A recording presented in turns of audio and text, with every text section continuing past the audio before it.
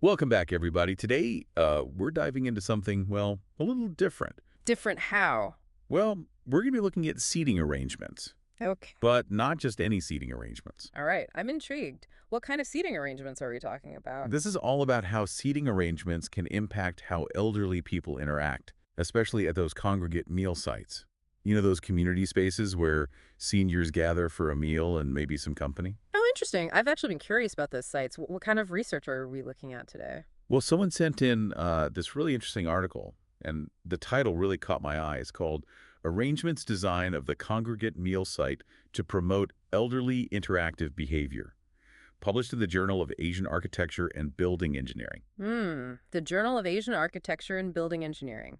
That sounds pretty academic, but I'm guessing you wouldn't be bringing it up if it wasn't fascinating. Exactly. And trust me, the findings are anything but dry. We're going to be looking at how something as simple as placing chairs and tables can affect everything from stress levels to social connections for these folks. Okay, I'm hooked. I know congregate meals are important for providing nutrition for seniors, but I'm guessing there's a lot more to it than just filling their bellies. You got it. These meals actually play a huge role in the World Health Organization's active aging initiative.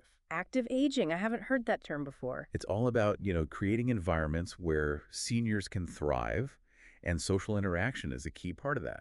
Think about it. We're talking about combating loneliness, potentially reducing the risks of depression and even cognitive decline. It's about fostering that sense of community and belonging that is so vital for well-being. So it's not just about the physical health benefits of the meal itself, it's about creating a social space where seniors can connect and engage with others. Exactly. It's about the whole package, the social, emotional, even the cognitive aspects of well-being. I see. So how did the study actually, how did they actually do this research? Did they just kind of rearrange chairs and see what happened? Or was there a little bit more to it than that? Well, it was definitely a bit more scientific than just, playing musical chairs. Yeah. They observed two meal sites in Taipei, Taiwan, and they used this method called non-participant observation. Non-participant observation. That sounds interesting. What exactly does that entail? So basically, the researchers were like flies on the wall, just carefully documenting everything without directly interacting with the participants at all. Okay, makes sense. You wouldn't want to influence people's natural behavior by being like right there in the mix with them. So what exactly were they looking for? I mean, were they looking for certain behaviors or just like what kinds of things were they recording? They really recorded a ton of details, like where people chose to sit, how long they spent eating, talking, observing other people, even those little things. And of course, they looked at all the different interactions, conversations, eye contact, even gestures. They were really trying to paint this really complete picture of the social dynamics at play. So it's like they were gathering all this data to see how different seating arrangements might be influencing these subtle social cues and behaviors. Exactly. It's all about those little nuances, those seemingly insignificant details that actually reveal a lot about how we interact with each other. Okay, well, I'm dying to know what they found.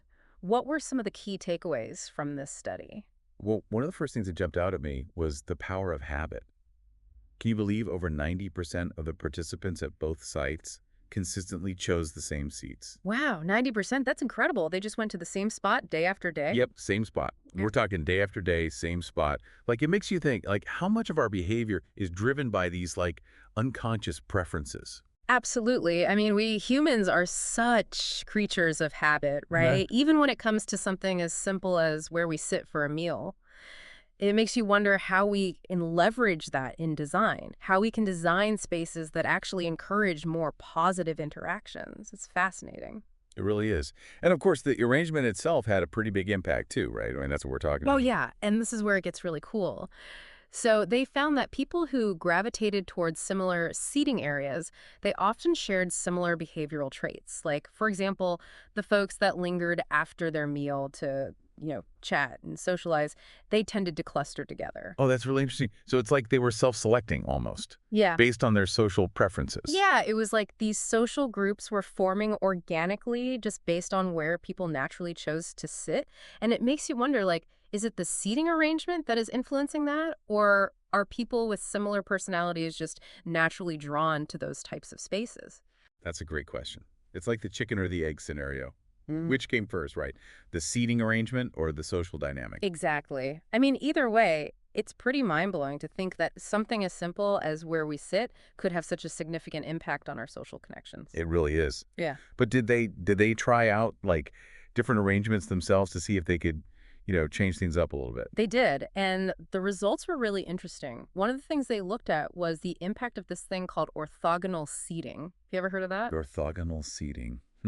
Can't say I have. So it's where people are seated at right angles to each other rather than, directly facing each other.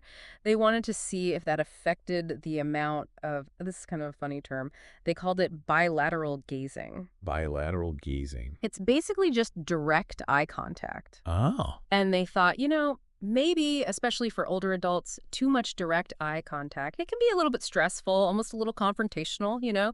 So they thought maybe if people are sitting at an angle, there'd be less of that face-to-face intensity. Oh, that's really interesting. So less face-to-face, less potential for those like awkward staring contests. I can see the logic there. Right. And what's really amazing is that they observed a noticeable decrease in that bilateral gazing, that eye contact.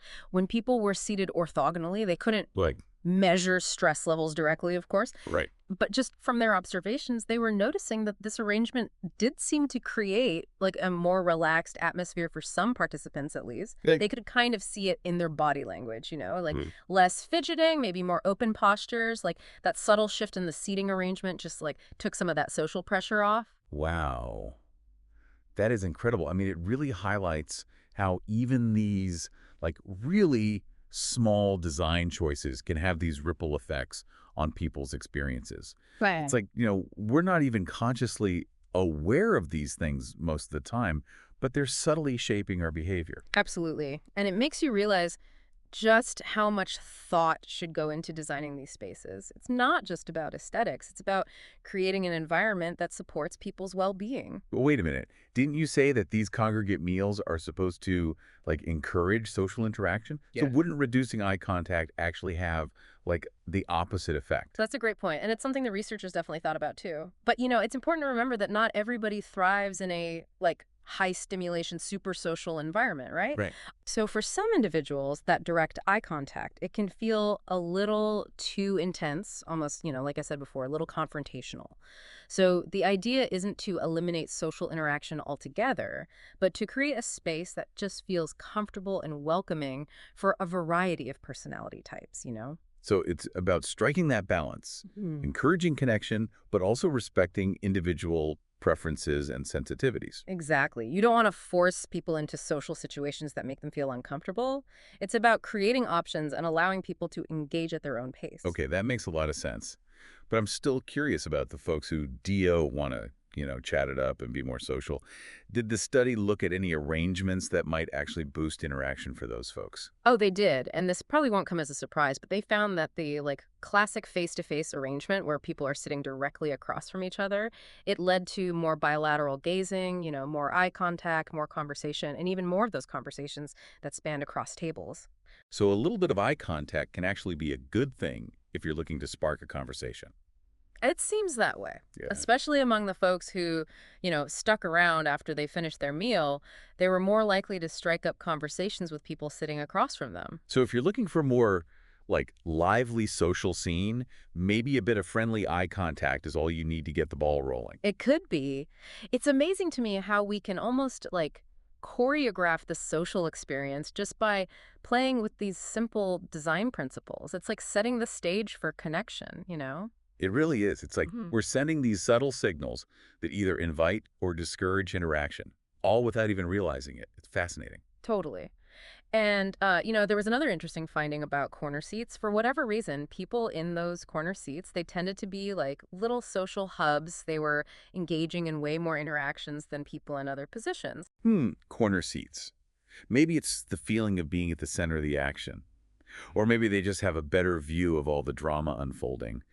But seriously, it's so interesting to see how these like tiny design elements can shape the social landscape in these really subtle ways. It really is. Oh, and there's one more detail I wanted to mention, and I think you'll find this one pretty interesting. At one of the sites they were studying, The participants were responsible for returning their own tableware after they finished eating. Okay. And the researchers noticed something kind of cool. Some people would like linger by the return area, chatting with others or even helping out. And it created these like spontaneous little moments of connection. It's like even a mundane task can become an opportunity for socializing if the environment is right. Hmm. It's like we're hardwired to connect, and even the smallest cues can trigger those interactions. I think you're right. We crave connection even in the most unexpected places. This is all so fascinating. I mean, it's amazing how much we can learn just by observing how people behave in these like everyday settings. It's making me think about like how I could apply this to my own life. Like rearranging the furniture in my house or maybe trying to snag a corner seat at my favorite coffee shop next time. I know, right? It makes you want to start rearranging everything. Right. But before we get too carried away with our interior design plans, I'm really curious to hear your thoughts on the bigger picture here. What are the implications of all of this, not just for designing meal sites, but for other spaces as well? Like, how can we use this knowledge to create more human-centered environments in general? That's a great question, and I think it's one that we'll definitely be exploring further as we dive deeper into this research. It's amazing to me how we often focus on like the aesthetics of design, but this study really shows how powerful design can be in terms of like influencing our behavior, especially when it comes to social interaction. Absolutely. You hit the nail on the head, And this research, it was focused on, elderly individuals in those congregate settings that we were talking about, but the implications are so much broader than that. You know what I I mean? was just thinking about that. I Mm. mean, like, could we use this knowledge to design workspaces that are more collaborative, Yeah. like encouraging those serendipitous water cooler moments that people are always talking about? Right. Or what about like classrooms that are set up to maximize engagement, Right. student engagement and like peer learning? The possibilities are pretty much endless, when you start thinking about it. It's really cool to think about how like we can almost use these design principles to, I don't know, almost choreograph the social atmosphere. It's like Yeah. we're creating a blueprint for human connection. Yeah, exactly. It's like we're subtly nudging people in the right direction, towards more positive interactions without them even realizing it. It's subtle, but it can be so powerful. It really Yeah. is. Okay, so we've talked about, the broad strokes here, but I want to kind of dive back into the study itself a little bit. Yeah. Were there any other like surprising findings that stood out to you? Yeah, there was this one thing that really caught my eye. So they noticed that even like the way food was distributed, like the simple act of like serving the meals, Right. it could actually spark interaction. Oh, really? Yeah. At one of the sites they were looking at, volunteers were serving the meals and people would often make eye contact or even like have these little mini conversations with the servers. It was like that small gesture, like just being acknowledged. It created this opening for connection, even if it was just for a brief moment. It really makes you realize how important those little moments of human connection can be, Yeah. especially for people who might be feeling lonely or isolated. Just a smile, kind word, it can make a world of difference. Absolutely. It just goes to show that it's often the smallest gestures that have the biggest impact, especially when it comes to creating a sense of belonging and community. That's so true. I did notice you mentioned like the study, they observed participants' behavior, Yeah. right? Did they like actually interview anybody to get a sense of like yeah, how people were actually feeling in those different seating arrangements? That's a really good question. And actually, for this particular study, they didn't do any interviews. Remember, it was non-participant observation, so they were strictly focusing on observing behavior without actually, talking to the people. Right. But, interviews definitely could be really valuable, to get those insights into like people's subjective experiences. But for this study, they were really prioritizing like, objectivity, just kind of minimizing any potential influence on people's behavior. Yeah, it makes sense. So, like, just letting people be themselves and seeing how they naturally interacted with each other and the Thanks. space. So, based on their observations, did the researchers draw any conclusions about how, like, specific design choices might be impacting people's, emotional states? I mean, even though they weren't doing those, like, Yeah. direct interviews, they did make some really interesting observations. Like, for instance, they noticed that people who sat at tables facing a wall, they tended to engage in fewer interactions, which you can't say for sure what was going through their minds, of course, Right. but it does raise some interesting questions, right? Like, were they maybe subconsciously seeking a little bit more privacy, Or maybe they just weren't stimulated enough, visually to really feel like engaging with others.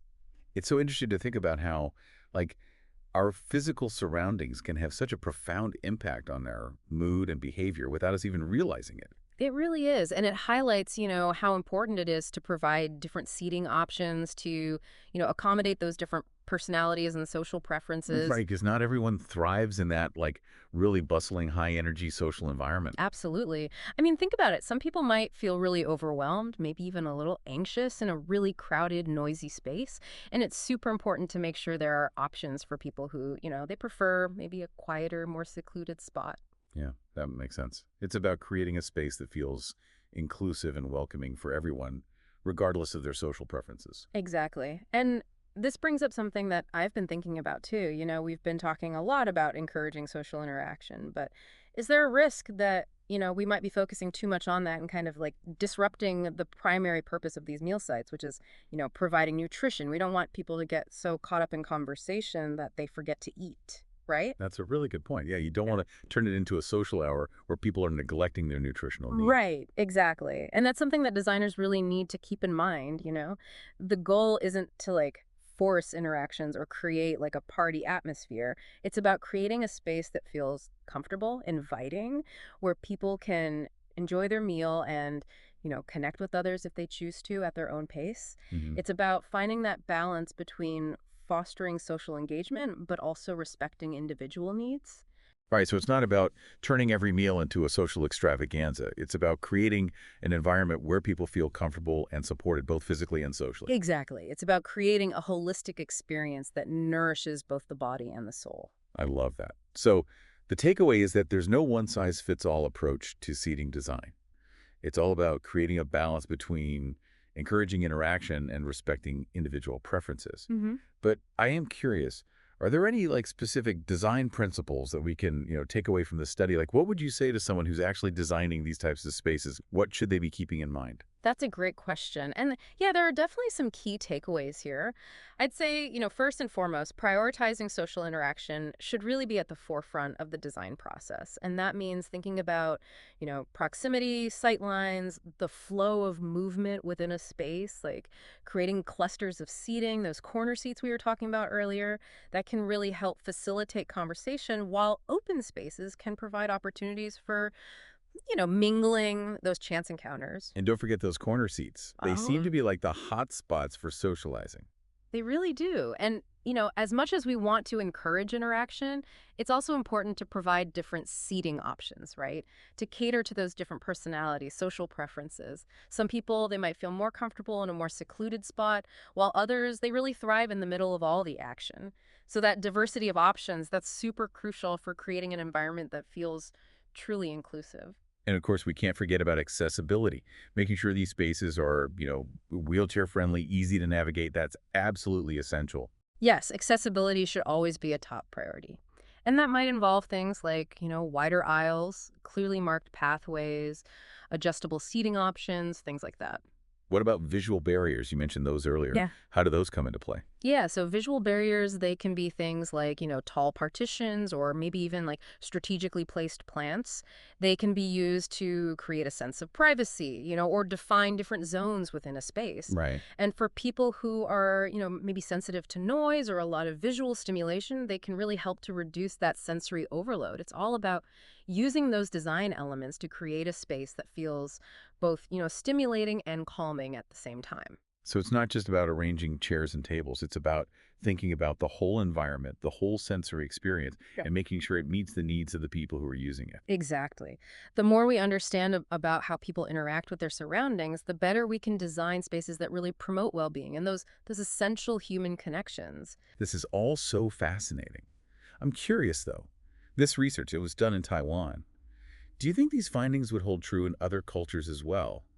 I mean, social norms can be so different around the world. That is such a good question. Cultural norms and, just social etiquette in general, they definitely play a huge role in how people interact. So it'd be super interesting to see how these findings might vary across different cultures, you know what I mean? Right, like what's considered An appropriate distance for conversation in one culture might feel way too close or too distant in another. Exactly. And that's why it's so crucial to really consider the cultural context whenever you're designing spaces for social interaction. It's like a whole other layer of complexity, but it's also so fascinating to think about those cross-cultural differences. Absolutely. And that's why it's so important to approach design with a sense of cultural sensitivity and awareness. What works in one context might not translate directly to another. I bet there are some really interesting cross-cultural studies waiting to be done on this topic. It would be amazing to see how these design principles might translate across different societies. I totally agree. There's so much more to explore here. It's a really exciting field of research. So we've talked a lot about, design and those broader implications, but I also Mhm. want to touch on like the individual takeaways, What can our listeners do with this knowledge in their own lives? I mean, most of us aren't designing these like congregate meal sites or anything like that. That's a great point. But, this research can really empower us to be more mindful of how our surroundings influence us, how they influence the people around us.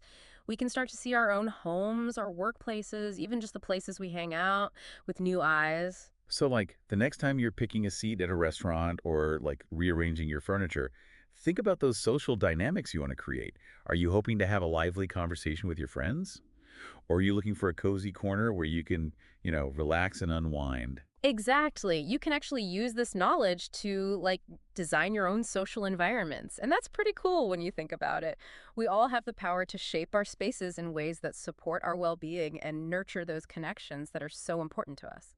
I love that. It's like we're all architects of our own social worlds, even if No. we don't realize it. Totally. We're constantly shaping our environments and being shaped by them in turn. This has been such a thought-provoking conversation. It's amazing how one research study can spark so many interesting insights and make us rethink our assumptions about the world around us. I know. It really speaks to the power of observation and just the importance of being curious, always questioning those assumptions about how we design and how we use our spaces. It's a good reminder that our environment isn't just like a passive backdrop to our lives. Mm. It's constantly influencing us, shaping our experiences and our interactions with others. Yeah, it's like we're in a constant dialogue with our surroundings. Yeah, it's like we've been given this new way of thinking about our spaces, Now that we know about all these little influences, it's like we can actually use them to our advantage. Totally. I mean, we often just take our environment for granted. But it really is influencing how we act, even if we don't realize it. Right. So if we can, if we understand those little cues, then we can actually design our homes to feel more welcoming, or our workspaces, to spark more creativity and collaboration, Yeah. and even community spaces that really, really bring people together. That's like it really is so much more than just like what looks good. Yeah. Yeah, exactly. It's about getting the human element, Yeah. and designing with a purpose in mind. We can create those environments where, conversations just happen naturally, where people connect more easily Hmm. and everyone feels like they belong. You know what I mean? It's almost like remember that saying form follows function? Well, in this case, that function, that's human connection. Yeah. Like whether it's a busy restaurant or just a little quiet corner in your own home, we can design spaces that really make those interactions the priority. Those interactions that make you feel seen and heard and valued. This whole deep dive has really, really given me a new way of looking at design, Yeah. and how it can impact those connections. Me too. It's amazing how, just looking at one research study can make you think about so many other things, and how all these simple ideas can have such a big impact on what we experience every day. That's what the deep dive is all about. We try to Hmm. find those ordinary topics and uncover the cool stuff hidden beneath the surface. Yeah, totally. We want to make you curious, and help you understand the world a little bit better and hopefully, give you a new perspective on things. Exactly. It's all about, asking questions, maybe challenging those old assumptions and Mhm. never losing that sense of wonder about the world, right? I think we accomplished that this time. Thanks for joining us, everybody, on this deep dive into seating arrangements and how people act. I hope you learned something new today, about how design can shape our social world. And don't stop here. Keep thinking about these ideas, look at the spaces you're in and think about how they make you feel. Use what you learned today to create spaces that are really people-centered, in your own lives. Until next time, Keep diving deep and keep sending us those great questions.